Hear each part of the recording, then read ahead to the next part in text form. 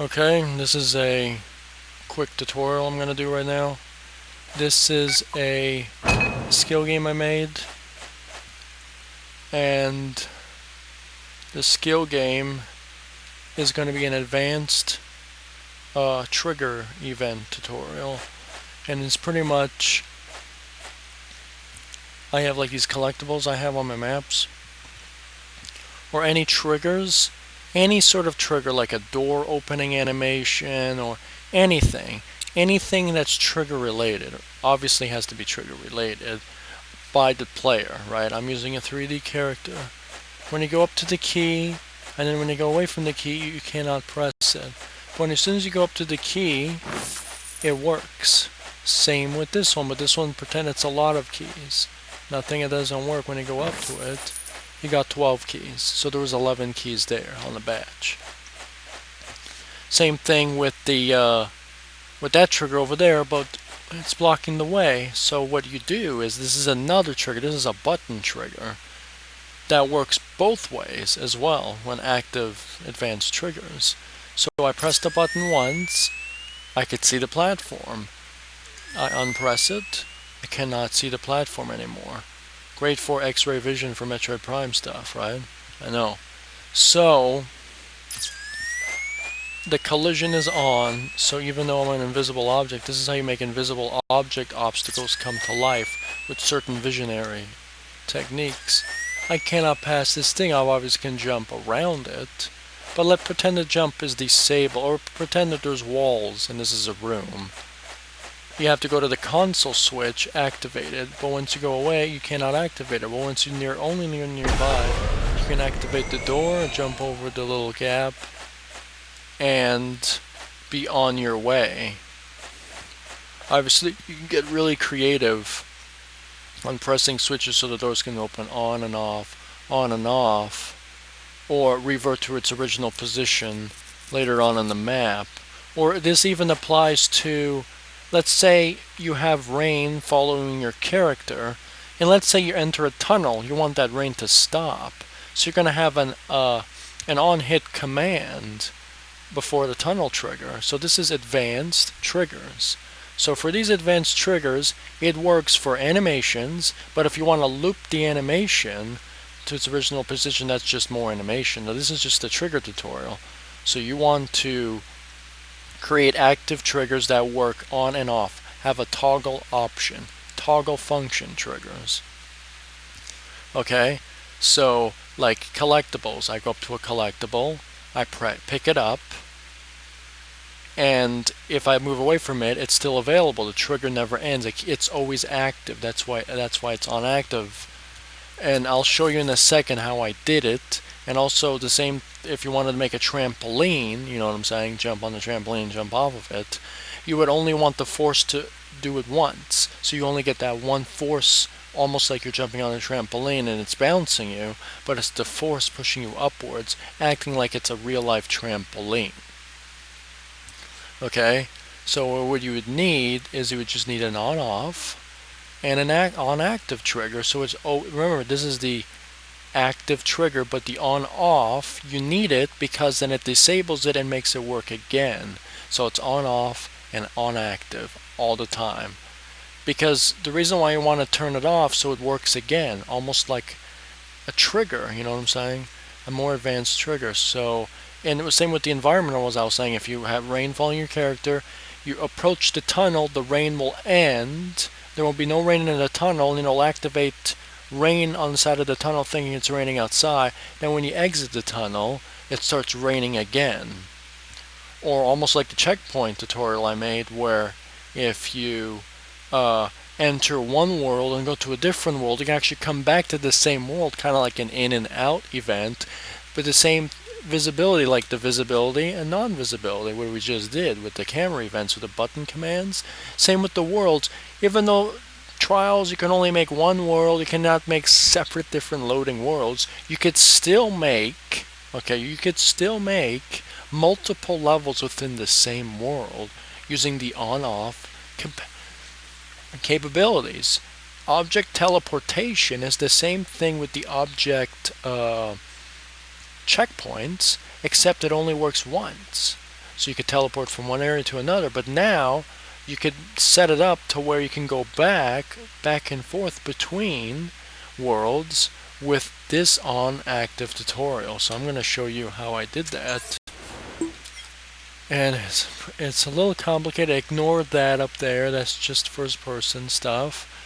Go follow Preminic Bog's guide if you want to set up a first person mode or something. He has the best tutorial, right? And this is a key. I'm using a hit trigger, so I used object instances, so this ball can pick up the key, and then object instance 2 is the key. So when the ball makes in contact with the key, your game character, you'll pick up the key. But if you don't pick it up between a set time of 400 milliseconds, which is kind of less than half a second in a way, it will disable the functionality, so you can't pick up the key anymore. So what I did is on hit, don't use it, and just make sure you disable after hit is off. Use an on active to this event. Use an impulse chain splitter, and then to create different multiple events, and then I did that. Make sure your off goes to each one of your Y commands. Make sure your Y commands are all off. This is going to turn them all on, but in 400 milliseconds they'll be off. See how this works? And then this will obviously make it hidden, so manipulating that you picked it up, or you could use OPE to throw it out somewhere else. And quick animation or hidden, OPE to inventory. And obviously you would need, after you hit the Y button, it will be on hold, so you on hold the Y button. But once you click the Y button, right, once you click it, it's going to turn it off in 1 second after it's pressed, so you cannot spam it and keep getting points. You know what I'm saying? And obviously this is a scoreboard system that I created with a primary score, with a HUD HUD with a skill game. People who usually do skill games usually make stuff like this. And I used a set value event for the first key for 1, and if you want to put multiple keys, just change the value to 10 or how many keys are in the pile, and you just pick up all the keys. Or you could do key 1 by 1 picking up, but I don't think people are going to do that. It's not fun picking key after key after key. You can do that, but then you have to use a lot of on-off state events and delayed impulses, so it's 1 key, 2 key, 3 key, 4 key on command. So you have to rewrite the code over and over and over again on press on command. So you have to set up this 10 times so you can pick it up 10 times. You know what I'm saying? Which is kind of annoying to set up. If you want to make a realistic based game, then you got to do it like that, and it's going to take more work when you want to push for a realistic set. For the camera, remember I just used one of these platforms. I made it visibility is off, but I make sure I turned on collision, so even though if it's off, you could still be jumped on it. It has a semi-transparent visual, so you can actually see what it's doing. You cannot have that in the editor. I wish you could. You have the regular custom camera, and this custom camera has a black and white filter screen setting to it, okay, with a little bit of brightness adjustment. You're going to create an LB that's always on and an LB always off. The LB, right, will have, for this front row, we're going to have an on switch that will turn on the next LB, will turn on the LB that you already pressed. And for the next one, it will also turn on, it will turn on LB again, and will turn off the LB that you just pressed again, which is the second row.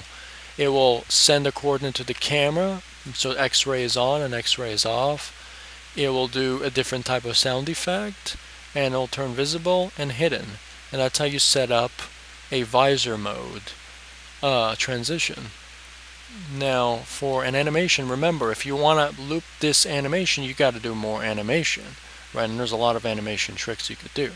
But I'm going to save this for another tutorial, or you can watch another tutorial of someone else that made. But this is an advanced trigger tutorial for mostly advanced triggers. So it's the same concept here. literally the same concept. It's literally the same concept. You touch this, you can activate the trigger, but if you're 400 milliseconds up to the console, it will not activate, right? You could make it so when you're always in the trigger field, the trigger is always active. But as soon as you get out of the trigger field on leave, right,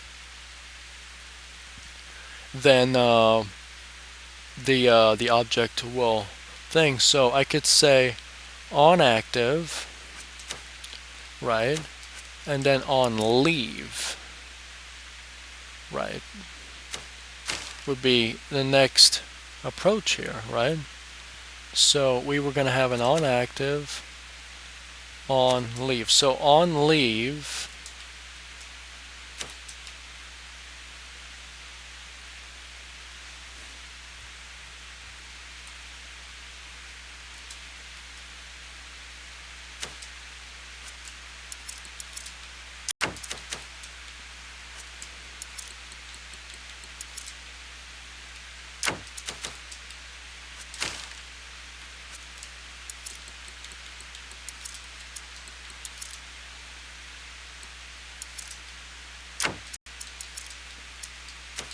would be the best way to do it, actually.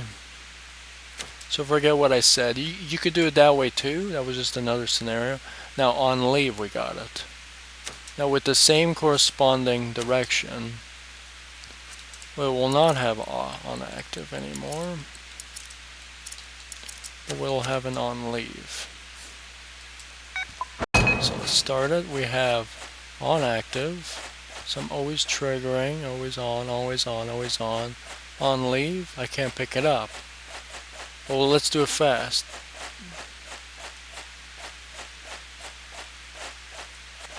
But now let's press as soon as we get up to it.